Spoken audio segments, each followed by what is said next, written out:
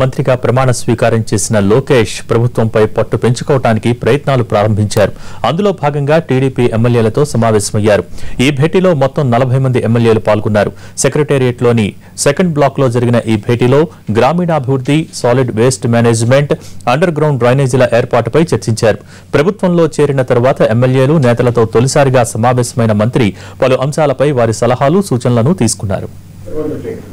కేంద్రం చూడొచ్చినా కూడా చూపించడానికి దగ్గరగా ఉంటుంది. నేను ఇక్కడ కోరేది మీ 40 నియోజకవర్గాలు ఏదైతే ఐడెంటిఫై చేసాం బండ్స్ వదలాలి. సో దాట్ రెవెన్యూ ప్లాంట్స్ పెట్టుకునేదానికి పెట్టేసి గ్రీన్ పట్ట చుట్టేసారి ఎఫెక్టివ్ గా పనిచేస్తుంది. రెండోది 5,000 కన్నా ఎక్కడైతే ఎక్కువ పాపులేషన్ ఉందో ఈ వర్క్ షాప్ లో వన్ ఆఫ్ ఇట్స్ కానీ ఫస్ట్ టైం మనం చెప్పుకుంటూ జరుగుతుంది. మా డిపార్ట్మెంట్ మనందరినీ ఐడెంటిఫై చేసింది ముఖ్యమంత్రి గారు. దాంట్లో భాగంగా